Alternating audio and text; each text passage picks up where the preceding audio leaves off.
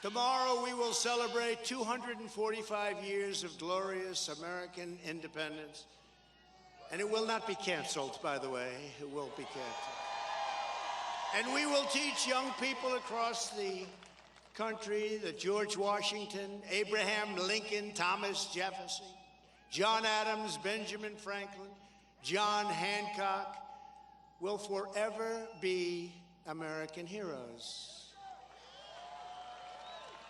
People want to take their names off buildings. Can you believe it? They took names off buildings like George Washington. And I told you, this is where they're coming from. We're not going to let that happen. They will never be purged from history or canceled from our hearts.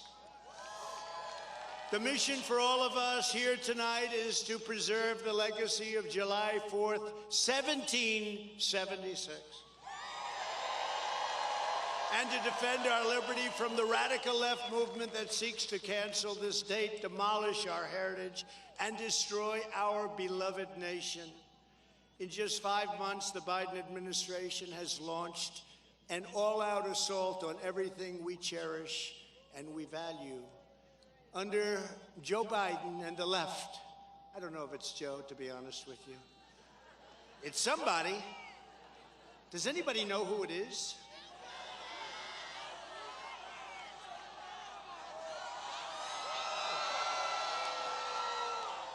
It's somebody. Free speech is under assault like never before. Religious liberty is being crushed. Nobody took care of religious liberty like we did. Dissenters are being persecuted. Our streets are being overtaken by vicious thugs and bloodthirsty criminals, Democrat cities. Our border is being erased before our very eyes. It was never stronger than the border that we created just a few months ago.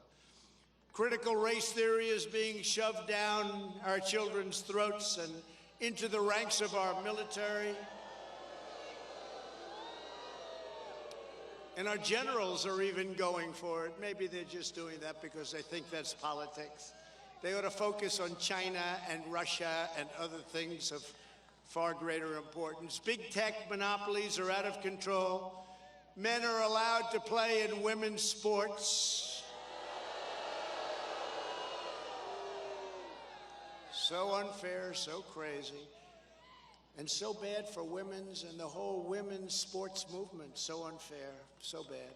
It'll end, it'll end, it'll end hopefully sooner rather than later. And our leaders are weakly bowing down to Russia, Iran, and communist China. There's only one way to save our nation. We have to work harder than ever before to win the colossal victory for America First Republicans in the midterms next year, and we have to keep fighting exactly like we are for right now.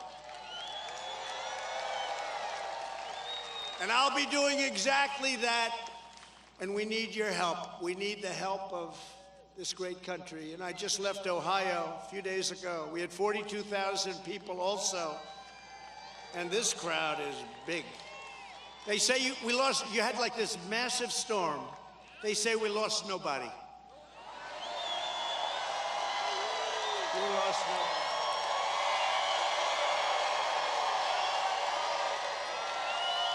I love those guys back there.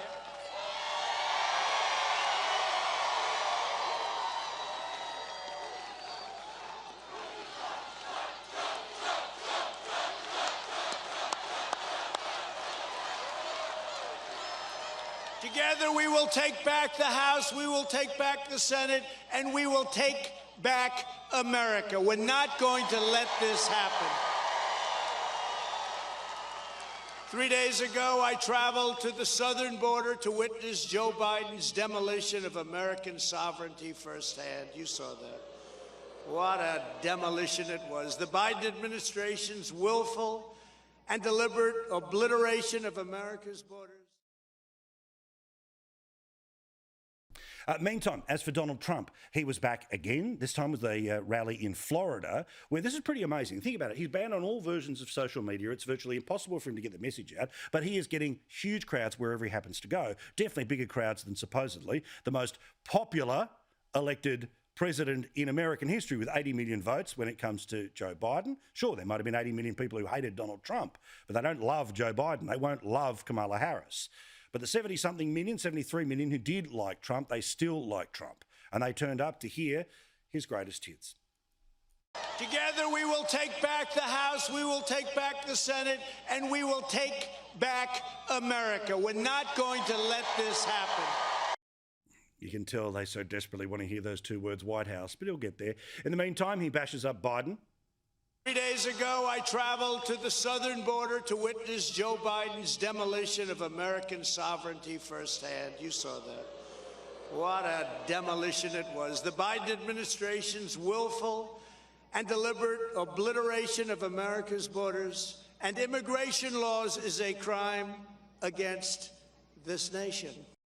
Remember, the border, in part, was what was able to propel him to the presidency in 2016. Whether he'll be able to go back to the future and do it in 24, who knows? But it'll definitely hurt the Dems in 22. Nobody knows why. How the hell is this good for our country? People coming in, they're releasing them from prisons. They're criminals at the highest level, murderers, drug dealers. Who would you trust when it came to stopping illegal immigration? The Sheila who goes, I haven't been to Europe. Or that guy. If it's down to that, it's pretty sure that America would go back to the orange ex-husband of who they booted just a few months ago. Wait, watch and see.